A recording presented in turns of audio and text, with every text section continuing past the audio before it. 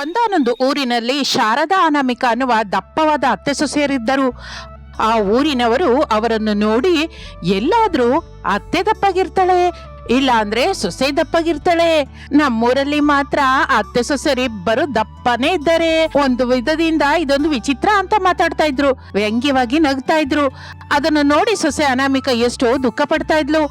ಅತ್ತೆ ಶಾರದಾ, ನಮ್ಮ ಮನಸ್ಸು ಒಳ್ಳೇದಾದ್ರೆ ಸಾಕು ಸೊಸೆ, ಅವ್ರ ಮಾತುಗಳು ಗಾಳಿ ಅಂತದ್ದು, ಅದನ್ನ ಹಚ್ಕೋಬೇಡ ಅಂತ ಸಮಾಧಾನಿಸ್ತಾ ಇದ್ಲು.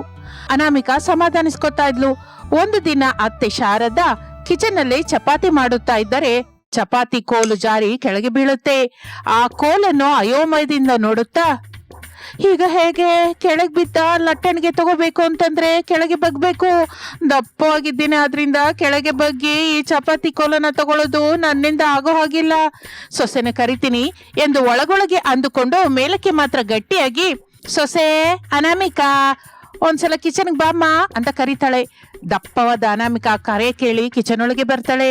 ಹೇಳಿಯತ್ತೆ, ಮಾಡಿದ ಚಪಾತಿನ ಸುಡು ಅಂತೀರಾ? ಒಂದು ಸಲ ಕೆಳಗೆ ನೋಡಮ್ಮ. ಅನಾಮಿಕಾ ನೋಡುತ್ತಾಳೆ. ಕೆಳಗೆ ಬಿದ್ದ ಲಟ್ಟಣಿಗೆ ಕಾಣಿಸುತ್ತದೆ. ಆಗ ಅವಳಿಗೆ ಅತ್ತೆ ಏನಕ್ಕೆ ಅಲ್ಲಿಗೆ ಕರೆದಿದ್ದಾಳೆ ಅರ್ಥವಾಗುತ್ತೆ. ಸಾರಿ ಅತ್ತೆ, ಆ ಲಟ್ಟಣಿಗೆ ತೆಗೆದುಕೊಡೋದು ನನ್ನಿಂದ ಕೂಡ ಆಗಲ್ಲ. ಹಾಗಂದ್ರೆ ಹೇಗೆ ಅಮ್ಮ? ಏನೋ ಒಂದು ಪ್ರಯತ್ನ ಮಾಡು. ಯಾವ ಪ್ರಯತ್ನ ಮಾಡದಲ್ಲೇ ನನ್ನಿಂದ ಆಗಲ್ಲ ಅಂತ ಹೇಳಿದ್ರೆ ಹೇಗೆ ಹೇಳು? ನನ್ನನ್ನು ಕ್ಷಮಿಸಿ ಅತ್ತೆ, ನನ್ನಿಂದಂತೂ ಆಗಲ್ಲ ಎಂದು ಅನಾಮಿಕಾ ಹೇಳುತ್ತಾಳೆ. ಶಾರದಾ ಕೂಡ ಮತ್ತೊಂದು ಮಾತು ಆಡಲಿಲ್ಲ. ಸೊಸೆ, ಆಗಿಂದ ನಿಂತ್ಕೊಂಡು ಚಪಾತಿ ಮಾಡ್ತಾ ಇದ್ದೀನಲ್ಲ, ಕಾಲು ಎಳಿತಾ ಇದೆ, ಆಗಿದ್ದಷ್ಟು ನೀನು ಸುಟ್ಟು ಬಿಡು, ನಾನು ಹೋಗಿ ಕೂತ್ಕೋತೀನಿ. ಹೀಗೆ ನಿಂತ್ಕೊಂಡು ಮಾಡುವ ಕೆಲಸವೇನಾದ್ರೂ ಹೇಳಿ, ಚಕಚಕ ಮಾಡ್ತೀನಿ. ಇಬ್ರಿಗಿಬ್ರು ಸರಿ ಹೋದ್ವಿ, ನಮ್ದು ಹೀಗೆ ಸಾಗುತ್ತೆ ಎಂದು ಶಾರದಾ ಕಿಚನ್ ಒಳಗಿಂದ ಹೊರಟು ಹೋಗುತ್ತಾಳೆ. ಇನ್ನು ಅನಾಮಿಕಾ ಚಪಾತಿ ಸುಡುತ್ತಾ ಇರುತ್ತಾಳೆ. ಶಾರದಾ ಸೋಫಾದಲ್ಲಿ ಕೂತ್ಕೊಂಡು ಟಿವಿ ನೋಡ್ತಾ ಇರ್ತಾಳೆ. ಮತ್ತೊಂದು ಕಡೆ ಅನುರಾಧಳ ಮನೆಯಲ್ಲಿ ಕೂತ್ಕೊಂಡ ರಮೇಶನಿಗೆ ಅನುರಾಧ ಕಾಫಿ ತಂದು ಕೊಡುತ್ತಾಳೆ. ಏನಿದು, ನಿನಗೆ ಇಷ್ಟವಾದ ಕಾಫಿರಾ? ಈಗ ನಾನು ನನ್ನ ಹೆಂಡತಿ ಅನಾಮಿಕಂಗೆ ಇಷ್ಟವಾದ ಟೀನೇ ಅಭ್ಯಾಸ ಮಾಡ್ಕೊಂಡಿದ್ದೀನಿ ಅನುರಾಧ. ಅಂದ್ರೆ ನನ್ನನ್ನು ಪೂರ್ತಿಯಾಗಿ ಮರ್ತೋದೇನೋ ಮಾತು. ಹೌದು ರಾಧಾ, ಪೂರ್ತಿಯಾಗಿ ಅಂದ್ರೆ ಪೂರ್ತಿಯಾಗಿ ಮರ್ತೋಗಿದ್ದೀನಿ. ಈಗ ನನ್ನ ಲೋಕ, ನನ್ನ ಜೀವನ ಅಂದ್ರೆ ನನ್ನ ಹೆಂಡತಿ ಅನಾಮಿಕನೇ. ನೀನ್ ನೋಡಿದ್ರೆ ಪಾಪ ಅನ್ಸುತ್ತೆ ರಾಮ್. ಥ್ಯಾಂಕ್ಸ್ ರಾಧಾ. ಈಗ ನಾನು ಹೋಗ್ತೀನಿ. ಮನೆ ಹತ್ರ ನನಗಾಗಿ ನನ್ನ ಹೆಂಡತಿ ಅನಾಮಿಕಾ ಎದುರು ನೋಡ್ತಾ ಇರ್ತಾಳೆ. ರಾಮ್, ದಪ್ಪಗಿರುವ ನಿನ್ ಹೆಂಡತಿನ ಬಿಟ್ಬಿಡು, ಸಣ್ಣಗಿರುವ ನನ್ನನ್ನೇ ಮಾಡ್ಕೋ. ನನ್ ಜೊತೆ ನನಗ್ ಬರುವ ₹1,00,000 ಸಂಬಳ ಕೂಡ ನಿಂಗೆ ಕೊಡ್ತೀನಿ. ರಾಧಾ, ನಾವು ಓದ್ಬೇಕಾರೆ ನಾನು ನಿನ್ನನ್ನು ಪ್ರೇಮಿಸಿದ್ದು ನಿಜಾನೇ, ನಿನ್ನ ಮದುವೆ ಮಾಡ್ಕೋಬೇಕು ಒಂದು ಆಸೆ ಪಟ್ಟಿದ್ದು ನಿಜನೇ. ಆದ್ರೆ ಎಲ್ಲ ನಾವು ಅಂದುಕೊಂಡಿದ್ದು ಆಗೋದಿಲ್ವಲ್ಲ. ನನಗೆ ಅನಾಮಿಕಳ ಜೊತೆ ಮದುವೆ ಆಗಿದೆ. ಈ ಜನ್ಮಕ್ಕೆ ನನ್ನ ಜೀವನ ಅನಾಮಿಕಳಿಗೆ ಅಂಕಿತ. ರಾಮ್, ನಿನ್ ಹೆಂಡತಿ ಅನಾಮಿಕ ದಪ್ಪವಾಗಿದ್ದಾಳಲ್ಲ, ನೀನ್ ಸಂತೋಷವಾಗಿದ್ಯಾ? ತುಂಬಾ ಆನಂದವಾಗಿದ್ದೀನಿ. ಇನ್ನು ನಾನು ಹೋಗ್ತೀನಿ ರಾಧಾ ಎಂದು ಮನೆಯಿಂದ ಹೊರಟು ಹೋಗುತ್ತಾನೆ ರಮೇಶ್. ಅನುರಾಧ ಎಷ್ಟು ಕರೆದರೂ ರಮೇಶ್ ಹಚ್ಚಿಕೊಳ್ಳದೆ ಮುಂದಕ್ಕೆ ಹೊರಟು ಹೋಗುತ್ತಾನೆ. ಇನ್ನು ದಪ್ಪವಾದ ಅತ್ತೆ ಸೊಸೆರು ಒಂದು ದಿನ ಮಾರ್ಕೆಟ್ಗೆ ಹೋಗುತ್ತಾರೆ. ಒಂದು ತರಕಾರಿ ಗಾಡಿ ಹತ್ರ ನಿಲ್ಲುತ್ತಾರೆ. ಆ ಗಾಡಿಯವನು ಅವರನ್ನು ನೋಡಿ ತನ್ನಲ್ಲಿ ತಾನು, ಆಹಾ, ಈ ದಿನ ನನಗ್ ಸರಿಯಾದ ಹಬ್ಬ. ಇಬ್ಬರು ಇಷ್ಟು ದಪ್ಪವಾಗಿದ್ದಾರೆ ಅಂದ್ರೆ ಒಬ್ಬೊಬ್ಬರು ತುಂಬಾನೇ ತಿಂತಾರೆ. ಈಗ ನನ್ನ ಹತ್ರ ಎಲ್ಲ ತರದ ತರಕಾರಿಗಳು 1-2 ಕಿಲೋ ಹಾಗೆ ತಗೋತಾರೋ, ಇಲ್ಲ ಅಂದ್ರೆ 5-5 ಕೆಜಿ ಹಾಗೆ ತಗೋತಾರೋ ನೋಡ್ಬೇಕು. ಏನೇನಾದ್ರೂ ಈ ದಿನ ನನ್ನ ಅದೃಷ್ಟ ಚೆನ್ನಾಗಿದೆ.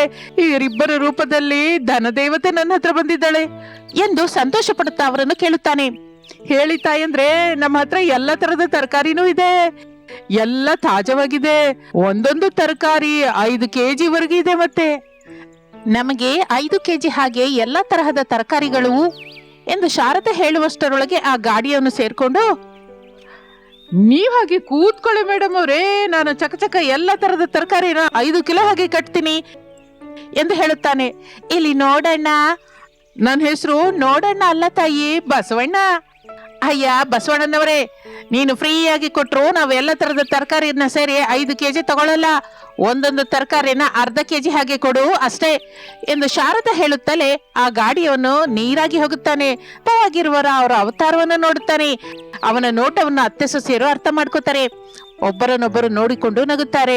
ಇನ್ನು ಗಾಡಿಯವನು ಅವರನ್ನು ಅಯೋಮಯದಿಂದ ನೋಡುತ್ತಾನೆ. ಇಲ್ಲಿ ನೋಡು ಬಸವಣ್ಣ, ನಾನು ದಪ್ಪಗಿದ್ದೀನಿ ಅಂತ, ಹೆಚ್ಚು ಫುಡ್ ತಿಂತೀವಿ ಅಂತ, ಎಲ್ಲ ತರದ ತರಕಾರಿನ 5 ಕೆಜಿ ಹಾಗೆ ನಿನ್ ಹತ್ರ ತಗೊಂಡು ಹೋಗ್ತೀವಿ ಅಂತ ಎಷ್ಟೋ ಆಸೆ ಪಟ್ಟೆ. ಆದ್ರೆ ನಾವು ತಿನ್ನೋದು ಬಹಳ ಕಡಿಮೆ. ಗಾಡಿಯವನು ಪೆಚ್ಚು ಮುಖ ಹಾಕಿಕೊಳ್ಳುತ್ತಾನೆ. ನಿನ್ನ ತರಕಾರಿಗಳೆಲ್ಲ ತಾಜಾವಾಗಿದೆ, ಎಲ್ಲ ತರದ ತರಕಾರಿ ಅರ್ಧ ಕೆಜಿ ಹಾಗೆ ಕೊಡು ಬಸವಣ್ಣ. ಹಾಗೆ ತಾಯಿ ಎಂದು ಅವನು ಎಲ್ಲ ತರದ ತರಕಾರಿಯನ್ನು ತೂಕ ಹಾಕಿ ಕಟ್ಟಲಿಕ್ಕೆ ಶುರು ಮಾಡುತ್ತಾನೆ. ಇನ್ನು ದುಡ್ಡು ಕೊಡಬೇಕು ಎಂದು ಶಾರದಾ ತನ್ನ ಪರ್ಸನ್ನು ತೆಗೆಯುತ್ತಾಳೆ. ತೀರಾ ನೋಡಿದ್ರೆ ದುಡ್ಡಿಲ್ಲ. ಸೊಸೆ, ನೀನೇನಾದ್ರೂ ದುಡ್ಡು ತಗೊಂಬಂದ್ಯಾ? ಇಲ್ಲ ಅತ್ತೆ, ನಾನೇನು ತಗೊಂಬಂದಿಲ್ಲ. ನೀವು ಪರ್ಸ್ ತಂದಿದ್ದೀರಲ್ಲ. ಪರ್ಸ್ ಇದೆ ಕಣೆ, ದುಡ್ಡಿಲ್ಲ. ATM ಇದೆ ಅಲ್ಲ ಅತ್ತೆ? ಇದೆ ಸೊಸೆ.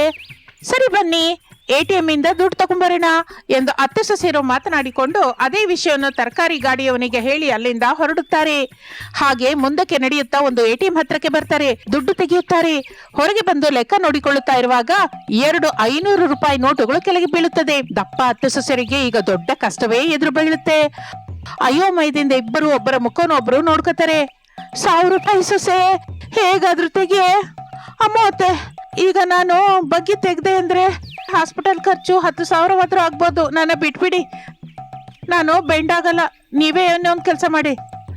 ನನ್ನಿಂದ ಕೂಡ ಆಗಲ್ಲ ಸೊಸೆ ಎಂದು ಅನ್ನುತ್ತಾ ಇರುವಾಗ ಒಬ್ಬ ಭಿಕ್ಷುಕ ಬಂದು ಆ ದುಡ್ಡನ್ನು ತೆಗೆದುಕೊಳ್ಳುತ್ತಾನೆ. ದಪ್ಪ ಅತ್ತೆ ಸೊಸೆಯರು ಆ ಭಿಕ್ಷಕನ ಜೊತೆ ದುಡ್ಡಿನ ಬಗ್ಗೆ ಜಗಳವಾಡುತ್ತಾರೆ. ಸುತ್ತಲೂ 4 ಸುತ್ತುತ್ತಾರೆ.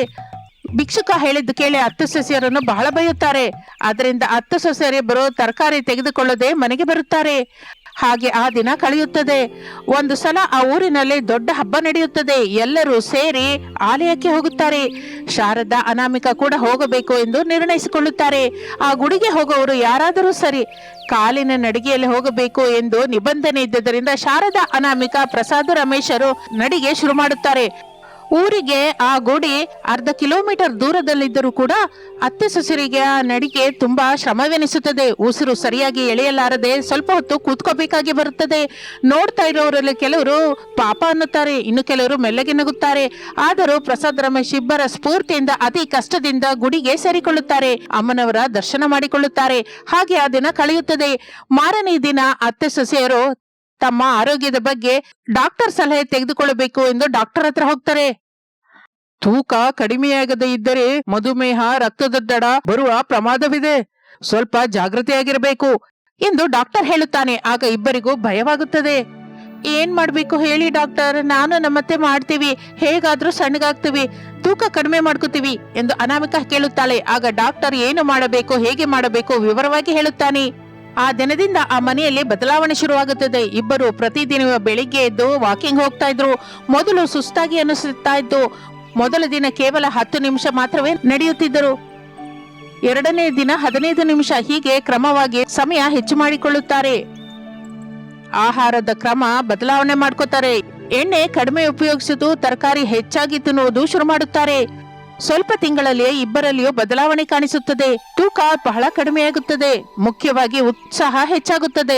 ಕಾಲಿನ ನಡಿಗೆಯಿಂದ ಗುಡಿಗೆ ಹೋಗಬೇಕು ಎಂದರೆ ಭಯಪಡುತ್ತಾ ಇದ್ದವರು ಈಗ ಮಾತ್ರ ಆತ್ಮವಿಶ್ವಾಸದಿಂದ ಚಕಚಕ ನಡೀತಾ ಇದ್ರು.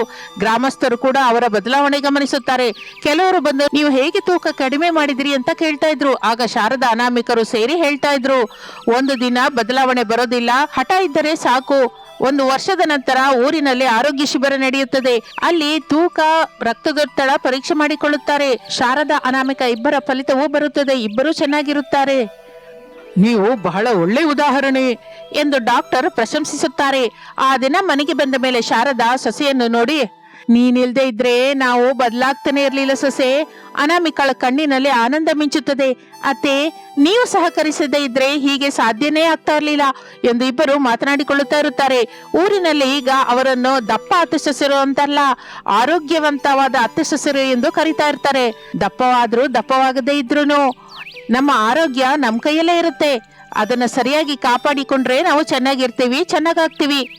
ಈ ಕಥೆಯಲ್ಲಿ ನಮ್ಮ ಕಷ್ಟಗಳು ಕೇವಲ ದಪ್ಪದಿಂದ ಸಂಬಂಧವಿರುವುದೊಂದೇ ಅಲ್ಲ, ಸಮಾಜದ ಮಾತುಗಳು, ಬದಲಾವಣೆ, ಛಲ, ಪರಸ್ಪರ ಅವಗಾಹನೆ ಇವೆಲ್ಲವೂ ಸೇರಿ ಒಂದು ಪ್ರಯಾಣ. ಕಡೆಗೆ ನಮ್ಮ ಅತ್ತೆ ಸೊಸೆಯರು ತಿಳಿದುಕೊಂಡಿದ್ದೊಂದೇ, ಒಬ್ಬರಿಗೆ ಒಬ್ಬರು ಜೊತೆಯಾಗಿದ್ದರೆ ಯಾವ ಕಷ್ಟವಾದರೂ ಸುಲಭವಾಗುತ್ತದೆ ಅಂತ. ನೀವೇನಂತೀರೋ ಕಮೆಂಟ್ ಮಾಡಿ. ಹಾಗೆ ಆ ಊರಿನಲ್ಲಿ ಶಾರದಾ ಅನಾಮಿಕರ ಕತೆ ಬಹಳ ಜನಕ್ಕೆ ಪ್ರೇರಣೆಯಾಗಿ ಬದಲಾಗುತ್ತದೆ. ಅವರ ಜೀವನದಲ್ಲಿ ಬಂದ ಬದಲಾವಣೆ ಕೇವಲ ಶರೀರದಲ್ಲಿ ಮಾತ್ರವೇ ಅಲ್ಲ, ಮನಸ್ಸಲ್ಲಿ ಕೂಡ ಆಗುತ್ತದೆ. ಒಟ್ಟಾಗಿ ನಗುತ್ತಾ, ಒಟ್ಟಾಗಿ ನಡೆಯುತ್ತಾ, ಒಟ್ಟಾಗಿ ಬೆಳೆದ ಅತ್ತೆ ಸೊಸೆಯರು ಎಲ್ಲರಿಗೂ ಆದರ್ಶವಾಗಿ ನಿಲ್ಲುತ್ತಾರೆ. ಹಾಯ್ ಫ್ರೆಂಡ್ಸ್, ಹೇಗಿದ್ದೀರಾ? ನೀವು ಅನಾಮಿಕಾ ಕನ್ನಡ ಸ್ಟೋರೀಸ್ ಕಥೆನ ಸಬ್ಸ್ಕ್ರೈಬ್ ಮಾಡ್ಕೊಂಡಿದ್ದೀರಾ? ಒಂದು ವೇಳೆ ಮಾಡ್ತಾ ಇದ್ರೆ ಮಾಡ್ಕೊಳ್ಳಿ, ಬೆಲ್ ಕೂಡ ಹೊಡೆದ್ಬಿಡಿ, ಲೈಕ್ ಶೇರ್ ಮಾಡ್ಬಿಡಿ, ಇಲ್ಲಾಂದ್ರೆ ಮತ್ತೆ ನಾನು ದಪ್ಪವಾಗ್ತೀನಿ. ಆ ನಂತರ ನಿಮ್ಮಿಷ್ಟ. ಇನ್ನು ಬರ್ತೀನಿ, ಮತ್ತೊಂದು ಕಥೆಯಲ್ಲಿ ಮತ್ತೆ ಸೇರೋಣ. ಒಂದು ಸಂತೆಯಲ್ಲಿ ರಮೇಶ್ ಅನಾಮಿಕಾ ಭೇಟಿಯಾಗುತ್ತಾರೆ. ವರಸೆಯಲ್ಲಿ ಭಾವನಾದಿನಿ ಅವರಿಬ್ಬರು. ಇಬ್ಬರ ಮನೆಯವರು ಒಪ್ಪಿಕೊಂಡಿದ್ದರೆ ವರ್ಷದ ಹಿಂದೆ ಗಂಡ ಹೆಂಡತಿ ಆಗ್ತಾ ಇದ್ರು. ಆದರೆ ಅವರ ದುರದೃಷ್ಟ, ಇನ್ನು ಭಾವನಾದಿನಿಯಾಗೇ ಇರುತ್ತಾರೆ. ಭಾವ, ನನ್ಗಿಷ್ಟವಾದ ಗಾಜಿನ ಬಳೆ ಕೊಡಿಸ್ತ್ಯಾ? ನಿನಗಿಷ್ಟವಾದ ಗಾಜಿನ ಬಳೆ ನಾನೇ ಆಗಿ ಕೊಡಿಸ್ತೀನಿ ಅನಾದಿನಿ. ನಿನ್ನ ಕಟ್ಕೊಳ್ಳೋನ್ನ ಕೇಳು, ಅವನೇ ಕೊಡಿಸ್ತಾನೆ. ಯಾವತ್ತಿಗಾದ್ರೂ ನನ್ನನ್ನು ಮಾಡ್ಕೊಳ್ಳೋನು ನೀನೇ ಅಲ್ವಾ ಭಾವ? ಹಾಗಲು ಕನಸು ಯಾವತ್ತಿಗೂ ನಿಜವಾಗಲ್ಲ ನಾದಿನಿ. ಒಂದು ಮೆಟ್ಟಿಲಿಳಿದು ನಿಮ್ಮಪ್ಪ ನಮ್ಮನೆಗೆ ಬಂದು, ತಂಗಿ ನಮ್ಮ ಮಗಳನ್ನ ನಿನ್ನ ಮನೆ ಸೊಸೆಯಾಗಿ ಮಾಡ್ಕೊ ಅಂತ ಕೇಳಿದಿದ್ರೆ ಮಂಜಿನ ಗಡ್ಡೆ ಹಾಗೆ ಕರಗಿ ಹೋಗ್ತಾನ, ಇದ್ದಲೇನೆ ಹಾಗೆ ಕಪ್ಪಾಗ್ತಾನ. ಅಯ್ಯೋ ಭಾವ, ದೊಡ್ಡವರ ಗಲಾಟೆ ನಮಗೇನಕ್ಕೆ ಹೇಳು? ಇಬ್ಬರು ಸೇರಿ ಸಂತೆಗೆ ಬಂದಿದ್ದೀವಿ. ಹಲೋ ನಾದಿನಿ, ಇಬ್ಬರು ಸೇರಿ ಬರ್ಲಿಲ್ಲ. ನೀನು ಬೇರೆಯಾಗಿ ಬಂದೆ, ನಾನೇ ಬೇರೆಯಾಗಿ ಬಂದೆ. ಸಂತೆಯಲ್ಲಿ ನನ್ನನ್ನು ನೋಡಿ ನೀನೇ ನನ್ನ ಹತ್ರ ಬಂದ್ಯಾ. ಸರಿ ಬಿಡು ಭಾವ, ನಾನೇ ನಿನ್ನ ಹತ್ರ ಬಂದೆ. ಹಾಯಾಗಿ ಮಾತಾಡ್ಕೊಂಡು ಸಂತೆ ಎಲ್ಲ ತಿರ್ಗೋಣ್ವಾ? ಐಸ್ ಕ್ರೀಮ್ ತಿನ್ನೋಣ, ಸಮೋಸ ಕೂಡ ತಿನ್ನೋಣ ಬಾ. ಆಗಿನಿಂದ ನನ್ನ ತಲೆನೇ ತಿಂತಾ ಇದೆಯಲ್ಲ, ಇನ್ನೂ ಹಸಿವೆ ಆಗ್ತಿದ್ಯಾ ನಿಂಗೆ ಎಂದು ರಮೇಶ್ ಚಮತ್ಕಾರವಾಗಿ ಅನ್ನುತ್ತಲೇ ಅನಾಮಿಕಾ ಕೋಪದಿಂದ ನಿಲ್ಲುತ್ತಾಳೆ. ಅದನ್ನು ನೋಡಿ ರಮೇಶ್ ನಗುತ್ತಾ ಹೊರಟು ಹೋಗುತ್ತಾನೆ. ಮತ್ತೊಂದು ಕಡೆ ಮಾಡರ್ನ್ ಡ್ರೆಸ್ ಅಲ್ಲಿ ಸ್ಟೈಲಿಶ್ ಆಗಿ ಭಾವನಾ ವಿನೋದರು ಒಂದೇ ಆಫೀಸ್ ಅಲ್ಲಿ ಕಲಿತು ಕೆಲಸ ಮಾಡುವುದು ಅಲ್ಲದೆ ಇಬ್ಬರು ಪ್ರೇಮದಲ್ಲಿರುತ್ತಾರೆ. ವಾಟ್ ವಿನಯ್? ಭಾವನಾ, ನನ್ನ ಹೆಸರು ವಿನಯ್ ಅಲ್ಲ, ವಿನೋದ್. ವಿನೋದ್ ನಿಮ್ಮ ಮದರ್ ಅವರು ಇಟ್ಟ ಹೆಸರು, ನನಗ್ ಹಿಡ್ಸಿಲ್ಲ. ವಿನಯ್ ಚೆನ್ನಾಗಿದೆ. ನೀನ್ ಹಾಗೆ ಕರೆಯೋದು ನನ್ಗಿಷ್ಟವಿಲ್ಲ ಭಾವನಾ. ಕಾಲ್ ಮಿ ವಿನೋದ್. ಓಕೆ ಓಕೆ ವಿನೋದ್, ಇನ್ಮೇಲಿಂದ ಹಾಗೆ ಕರಿತೀನಿ. ಯಾವಾಗ ನಾವು ಮ್ಯಾರೇಜ್ ಮಾಡ್ಕೊಳ್ಳೋದು? ನಿಮ್ಮ ಅಮ್ಮನವ್ರ ಹತ್ರ ಮಾತಾಡಿದ್ಯಾ? ಇನ್ನೂ ಇಲ್ಲ ಭಾವನಾ. ಮಾಡ್ರನ್ ಆಗಿರುವ ನಿನ್ನ ನೋಡಿದ್ರೆ ನಮ್ಮಮ್ಮ ಮದುವೆಗೆ ಒಪ್ಕೋತಾಳೋ ಇಲ್ವೋ ಅಂತ ಆಲೋಚಿಸ್ತಾ ಇದ್ದೀನಿ. ನಾನು ಮೊದ್ಲೇ ಹೇಳ್ತಾ ಇದ್ದೀನಿ ವಿನೋದ್, ನಾನು ಹೀಗೆ ಇರ್ತೀನಿ, ಪ್ರೇಮಕ್ಕಾಗಿ ಬದಲಾಗೋದಿಲ್ಲ. ನಿನಗೊಂದು ವೀಕ್ ಟೈಮ್ ಕೊಡ್ತಾ ಇದ್ದೀನಿ, ನಮ್ಮ ಮದುವೆ ನಡೆದು ಹೋಗ್ಬೇಕು ಅಷ್ಟೇ ಎಂದು ವಾರ್ನಿಂಗ್ ಕೊಟ್ಟು ಮ್ಯಾನೇಜರ್ ರೂಮ್ ಒಳಗೆ ಹೋಗುತ್ತಾಳೆ. ಇನ್ನು ಮನೆಯಲ್ಲಿ ಶಾರದಾ ಪ್ರಸಾದ್ ದಂಪತಿಗಳ ಮುಂದೆ ಪೂಜಾರಿ ಕೂತ್ಕೊಂಡಿರ್ತಾನೆ. ಅಮ್ಮ ಶಾರದಮ್ಮ, ತಾವು ವಿಷಯ ತಿಳಿಸಿದಾಗ್ಲೇ ಅಂದ್ಕೊಂಡೆ ಖಚಿತವಾಗಿ ರಮೇಶ್ ವಿನೋದರ ಮದುವೆ ಬಗ್ಗೆ ಮಾತಾಡ್ತೀರಾ ಅಂತ. ಅದಕ್ಕೆ ಬರುವಾಗಲೇ ಕೆಲವು ಜನ ಹುಡುಗಿಯರ ವಿವರ ತಗೊಂಡ್ಬಂದಿದ್ದೀನಿ ತಾಯಿ. ಅಂದ್ರೆ ಇನ್ನು ತಡ ಮಾಡದೆ ಆ ಹುಡುಗಿ ವಿವರಗಳನ್ನು ಹೇಳಿ. ನಿಮಗ್ ಗೊತ್ತಲ್ಲ ಈ ಮನೆಗೆ ಎಂತ ಸೊಸೆ ಬೇಕು ಅಂತ. ಎಂತ ಮಾತು ರೀ, ಶಾರದಾ ಅವರ ಇಬ್ಬರು ಮಕ್ಕಳು ಅನ್ನುವ ಟೈಟಲ್ಗೆ ನಾನು ನ್ಯಾಯ ಮಾಡ್ತೀನಲ್ಲ, ನೀವು ವಿವರ ಕೇಳಿ ಎಂದು ಪೂಜಾರಿ ಹೇಳಲಿಕ್ಕೆ ಶುರು ಮಾಡುತ್ತಾನೆ. ಇನ್ನು ಅಲ್ಲಿ ಸಂತೆಯಲ್ಲಿ ಅನಾಮಿಕಾ ತನ್ನ ಕೈಗೆ ಹಾಕಿಕೊಂಡ ಗಾಜಿನ ಬಳೆಗಳನ್ನು ಸಂತೋಷದಿಂದ ರಮೇಶನಿಗೆ ತೋರಿಸಿ, ಇದು ನನಗಾಗಿನೇ ನನ್ನನ್ನು ಮಾಡ್ಕೊಳ್ಳುವವನು ತಗೊಂಡಿದ್ದಾನಂತೆ ಭಾವ, ಈ ಬಳೆಗಳ ಅಣ್ಣ ಹೇಳ್ದ. ಆ ಮಾತನ್ನು ಕೇಳಿ ರಮೇಶ್ ಸಂತೋಷ ಪಡುತ್ತಾನೆ. ಈಗ ಅರ್ಥವಾಯ್ತು ಭಾವ, ನನ್ನನ್ನು ಮಾಡ್ಕೊಳ್ಳುವವನು ಯಾರು ಅಂತ. ಯಾಕೆ ಭಾವ, ನಾನಂದ್ರೆ ಅಷ್ಟು ಪ್ರೇಮವನ್ನ ಮನ್ಸಲ್ಲಿ ಇಟ್ಕೊಂಡು ಮೇಲಕ್ಕೆ ಮಾತ್ರ ಇಷ್ಟು ಕೋಪದಿಂದ ಇರ್ತೀಯ?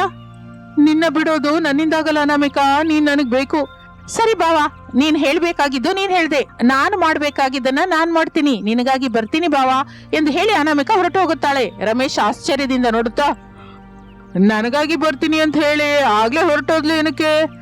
ಈ ಹೆಂಗಸರ ಮಾತಿಗೆ ಅರ್ಥನೇ ಬೇರೆ ಅಂತ ಒಬ್ಬ ಮಹಾನುಭಾವ ಯಾವಾಗ್ಲೂ ಹೇಳಿದ್ದ ಎಂದು ಅಂದುಕೊಂಡು ರಮೇಶ್ ಕೂಡ ಹೊರಟು ಹೋಗುತ್ತಾನೆ. ಇನ್ನು ಸ್ವಲ್ಪ ದಿನದ ನಂತರ ಒಂದು ದಿನ ರಮೇಶ್ ಅನಾಮಿಕಳನ್ನು ಗುಡಿಯಲ್ಲಿ ಮದುವೆ ಮಾಡಿಕೊಂಡು ಮನೆಗೆ ಕರೆತರುತ್ತಾನೆ. ವಿನೋದ್ ಭಾವನ ರಿಜಿಸ್ಟರ್ ಮ್ಯಾರೇಜ್ ಮಾಡಿಕೊಂಡು ಮನೆಗೆ ಬರುತ್ತಾರೆ.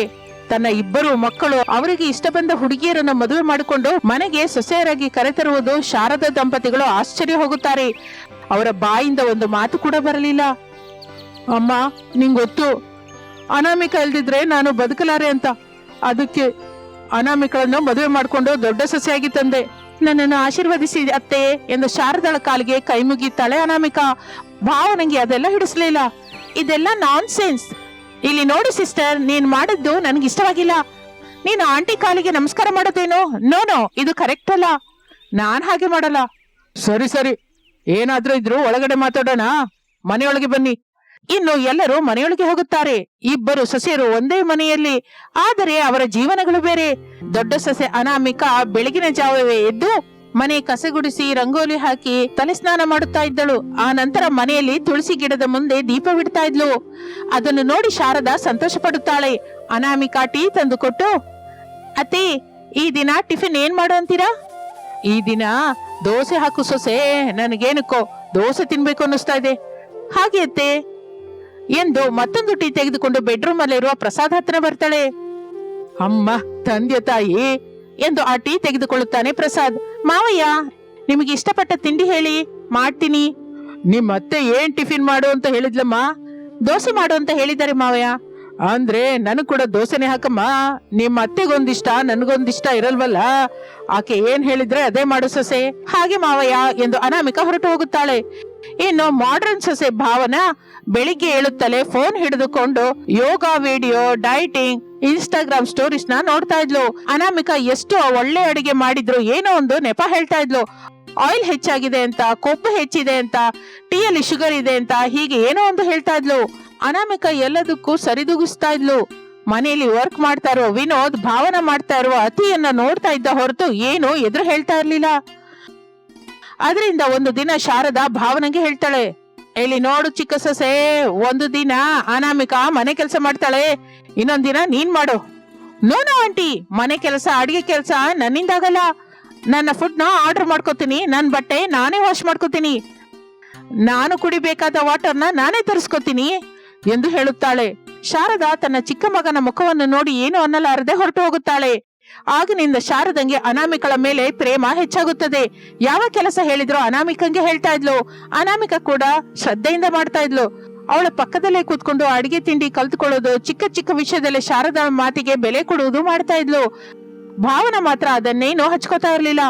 ಮೇಲಾಗಿ, ಆಂಟಿ ನಾನು ಕೆಲಸ ಮಾಡಲ್ಲ, ನನ್ನ ಕೈಗಳು ಹಾಳಾಗುತ್ತೆ, ನನ್ನ ಡ್ರೆಸ್ ಹಾಳಾಗುತ್ತೆ, ನನ್ನ ಕೈಗಳು ಒಂದು ಲ್ಯಾಪ್ಟಾಪ್ ಮೇಲೆ, ಸೆಲ್ ಫೋನ್ ಮೇಲೆ ಮಾತ್ರ ಕೆಲಸ ಮಾಡುತ್ತೆ, ಇನ್ಯಾವುದ್ರಲ್ಲೂ ಕೆಲಸ ಮಾಡಲ್ಲ ಎಂದು ಹೇಳಿ ಹೊರಟು ಹೋಗ್ತಾ ಇದ್ಲು. ಶಾರದಾ ದೊಡ್ಡ ಸೊಸೆ ಅನಾಮಿಕಳ ಹತ್ತಿರ ಚೆನ್ನಾಗಿ ಮಾತನಾಡುತ್ತಾ, ಇಷ್ಟ ಬಂದ ಅಡುಗೆ ಮಾಡಿಸ್ಕೊಂಡು ತಿನ್ನುತ್ತಾ, ಖಾಲಿ ಸಮಯದಲ್ಲಿ ಮಾತನಾಡಿಕೊಳ್ತಾ ಇದ್ಲು, ನಗಿಸ್ತಾ ಇದ್ಲು. ಒಂದು ದಿನ ಅನಾಮಿಕಾ ಭಾವನಾ ಇಬ್ಬರು ಸೇರಿ ಮಾರ್ಕೆಟ್ ಇಂದ ತರಕಾರಿ ತಗೊಂಡು ಮನೆಗೆ ಹೋಗ್ತಾ ಇರುವಾಗ ದಾರಿಯಲ್ಲಿ ಪದ್ಮಾ ಅನ್ನುವ ಆ ಊರಿನ ಹೆಂಗಸು ಅವರನ್ನು ನಿಲ್ಲಿಸುತ್ತಾಳೆ. ನೀವಿಬ್ರು ಶಾರದಾ ಅವರ ಇಬ್ರು ಸೊಸೆಂದ್ರಲ್ವಾ? ಹೌದು ದೊಡ್ಡಮ್ಮ, ನಮ್ಮ ಅತ್ತೆ ನಿಮಗ್ ಗೊತ್ತಾ? ತುಂಬಾ ಚೆನ್ನಾಗಿ ಗೊತ್ತಮ್ಮ. ನಮ್ಮ ಊರೆಲ್ಲ ಶಾರದಾ ಅವರನ್ನ ಮರ್ಯಾದೆಯಾಗಿ ಕರಿತೀವಿ. ಅಷ್ಟು ಒಳ್ಳೆ ಮನೆಗೆ ಇಂಥ ಬಟ್ಟೆ ಹಾಕೊಳ್ಳುವ ಹುಡುಗಿ ಸೊಸೆಯಾಗಿ ಬಂದಿದ್ದಾಳ. ಪದ್ಮ ಮಾತನ್ನು ಅನ್ನುವ ಹೊತ್ತಿಗೆ ಭಾವನೆಗೆ ಏನು ಮಾತನಾಡಬೇಕೋ ಅರ್ಥವಾಗಲಿಲ್ಲ. ಮನೆಗೆ ಹೋಗೋಣ ಬಾ ದೊಡ್ಡಮ್ಮ, ಮನೆಯಲ್ಲಿ ಅತ್ತೆ ನಮಗಾಗಿ ಎದುರು ನೋಡ್ತಾ ಇರ್ತಾರೆ, ಈ ತರಕಾರಿಯಿಂದನೇ ಅಡ್ಗೆ ಮಾಡ್ಬೇಕು. ಅವಳನ್ನ ನೋಡು, ತುಂಬಾ ಸೀರೆ ಉಟ್ಕೊಂಡು ಎಷ್ಟು ಲಕ್ಷಣವಾಗಿದ್ದಾಳೋ. ನೀನೇನು ಇಂಥ ಬಟ್ಟೆ ಹಾಕೊಂಡಿದ್ಯಾ? ಬೇಡ ತಾಯಿ, ಸೀರೆ ಉಟ್ಕೋ, ಚೆನ್ನಾಗಿರ್ತೀಯ. ನೀವು ನಿಮ್ ಕೆಲ್ಸ ನೋಡ್ಕೊಂಡ್ರೆ ಒಳ್ಳೇದು. ಆದ್ರೂ ಓದ್ಕೊಂಡು ಜಾಬ್ ಮಾಡ್ತಾ ಇರುವ ನಾನಲ್ಲಿ ಏನು ಓದದೆ ಮನೆಯಲ್ಲಿ ಕೆಲಸದವಳ ಹಾಗೆ ಬದುಕ್ತಾ ಇರುವ ಅನಾಮಿಕಾ ಇಲ್ಲಿ ನಮ್ಮಿಬ್ಬರಿಗೆ ಹೋಲಿಕೆನಾ? ನೆವರ್ ಎಂದು ಭಾವನಾ ಕೋಪದಿಂದ ಹೊರಟು ಹೋಗುತ್ತಾಳೆ. ಲೋಕದ ರೀತಿ ತಿಳಿಯದ ಅಮಾಯಕಳು ದೊಡ್ಡಮ್ಮ, ನೀವೇನು ಹಚ್ಕೋಬೇಡಿ. ಆ ಕಡೆ ಬಂದಾಗ ಒಂದ್ಸಲ ಮನೆಗ್ ಬನ್ನಿ ದೊಡ್ಡಮ್ಮ, ಬರ್ತೀನಿ ಮತ್ತೆ ಎಂದು ಮರ್ಯಾದೆ ಪೂರ್ವಕವಾಗಿ ಅನಾಮಿಕಾ ಹೇಳಿ ಅಲ್ಲಿಂದ ಹೋಗುತ್ತಾಳೆ. ಹೀಗೆ ದಿನಗಳು ಕಳೆಯುತ್ತಾ ಇರುತ್ತದೆ. ಮನೆಯಲ್ಲಿ ಅನಾಮಿಕಾ ಚೆನ್ನಾಗಿ ಅಡಿಗೆ ಮಾಡಿ ಎಲ್ಲರಿಗೆ ಕೊಡ್ತಾ ಇದ್ರೆ ಭಾವನಾ ಮಾತ್ರ ಆರ್ಡರ್ ಇಟ್ಟು ಫುಡ್ ಅನ್ನ ತರಿಸ್ಕೊಂಡು ತಿಂತಾ ಇದ್ಲು. ಹಾಗೆ ದಿನಗಳು ಕಳೆಯುತ್ತಾ ಇರುತ್ತದೆ. ಸ್ವಲ್ಪ ದಿನಕ್ಕೆ ಭಾವನಾ ಕಾಯಿಲೆ ಬೀಳುತ್ತಾಳೆ. ಬೆಡ್ ಮೇಲೆ ಮಲ್ಕೊಂಡು ಆಳ್ತಾ ಇರ್ತಾಳೆ. ಯಾವಾಗಲೂ ಒಂದು ಸಲ ಹೊರಗಿನ ಫುಡ್ ತಿಂದ್ರೆ ಏನೂ ಆಗಲ್ಲ, ದಿನಕ್ಕೆ 2-3 ಸಲ ಆಯಿಲ್ ಫುಡ್, ಮಸಾಲಾ ಫುಡ್ ತಿನ್ನೋದ್ರಿಂದ ಹೆಲ್ತ್ ಹಾಳಾಗುತ್ತೆ ಅಂತ ಎಷ್ಟು ಹೇಳಿದ್ರು ಕೇಳಿಸ್ಕೊಳ್ಳಲ್ಲ. ಈಗ ಬಂದು ಸಾರ್ ಅಂತೀರಾ ಎಂದು ಡಾಕ್ಟರ್ ಹೇಳುವುದನ್ನ ನಿಲ್ಲಿಸುತ್ತಾನೆ. ಭಾವನಾ ತನಗೆ ಬಂದ ಆರೋಗ್ಯ ಸಮಸ್ಯೆ 1 ವಾರ ಹಾಸ್ಪಿಟಲ್ ಅಲ್ಲಿ ಇದ್ದು ಟ್ರೀಟ್ಮೆಂಟ್ ತೆಗೆದುಕೊಳ್ಳಬೇಕಾದ ಪರಿಸ್ಥಿತಿ ಬರುತ್ತೆ. ಆಗ ಭಾವನಾ ತನ್ನ ತಪ್ಪೇನೋ ತಿಳಿದುಕೊಳ್ಳುತ್ತಾಳೆ. ಮನೆಗೆ ಬಂದ ಮೇಲೆ ಮಾಡರ್ನ್ ಡ್ರೆಸ್ ಅಲ್ಲದೆ ಸೀರೆನ ಉಟ್ಕೊಳ್ಳಲಿಕ್ಕೆ ಅಭ್ಯಾಸ ಮಾಡ್ಕೋತಾಳೆ. ನನ್ನನ್ನು ಕ್ಷಮಿಸಿಯತ್ತೆ. ಭಾವನಾ, ನೀನು ಕೆಟ್ಟ ಹುಡುಗಿ ಅಲ್ಲಮ್ಮ, ಬುದ್ಧಿವಂತಳು. ಈ ಕಾಲಕ್ಕೆ ತಕ್ಕ ಹಾಗೆ ಆಲೋಚಿಸ್ತೀಯಾ. ಆದರೆ ನನ್ನನ್ನು ಕೇಳುವ ಅಗತ್ಯ ನಿಂಗೆ ಕಡಿಮೆ ಆಗಿದೆ. ಈಗಲಾದ್ರೂ ನಿನ್ನ ತಪ್ಪನ್ನ ತಿಳ್ಕೊಂಡಿದ್ಯಾ. ಇನ್ಮೇಲಿಂದ ನಾವು 3 ಕಲಿತು ಮೆರೆತು ಕೆಲಸ ಮಾಡ್ಕೊಳ್ಳೋಣ. ಸರಿಯತ್ತೆ, ಹೇಗೆ ಮಾಡ್ಬೇಕು ಹೇಳಿ, ನಾನು ಅದನ್ನು ನೋಡಿ ಮಾಡ್ತಾ ಇರ್ತೀನಿ. ಸರಿ ಭಾವನಾ, ನಾಳೆಯಿಂದ ನಾವು ಅತ್ತೆ ಹತ್ರ ಕೂತ್ಕೊಂಡು ಅಡ್ಗೆ ಕಲ್ತ್ಕೊಳ್ಳೋಣ ಎಂದು ವಾರಗಿತ್ತಿಯರಿಬ್ಬರು ಮಾತನಾಡಿಕೊಂಡು ಶಾರದಳ ಹತ್ರ ಅಡಿಗೆ ಮಾಡ್ತಾ ಇರ್ತಾರೆ. ಹೀಗೆ ದಿನಗಳು ಕಳೆಯುತ್ತಾ ಇರುತ್ತದೆ. ಶಾರದಾ ಅವರ ಇಬ್ಬರು ಸೊಸೆಯರು ಕಲಿತು ಬೆರೆತು ಚೆನ್ನಾಗಿ ಇರುತ್ತಾ ಎಲ್ಲರ ಹತ್ತಿರ ಶಬಾಷ್ ಅನ್ನಿಸ್ಕೋತಾರೆ. ಇದು ಇಂದಿನ ಕಥೆಯೇ. ಮತ್ತೊಂದು ಆಸಕ್ತಿಕರ ಕಥೆ ಜೊತೆ ಮತ್ತೆ ಸೇರೋಣ. ಅಲ್ಲಿವರೆಗೂ ವಿರಾಮ. ನಮಸ್ತೆ.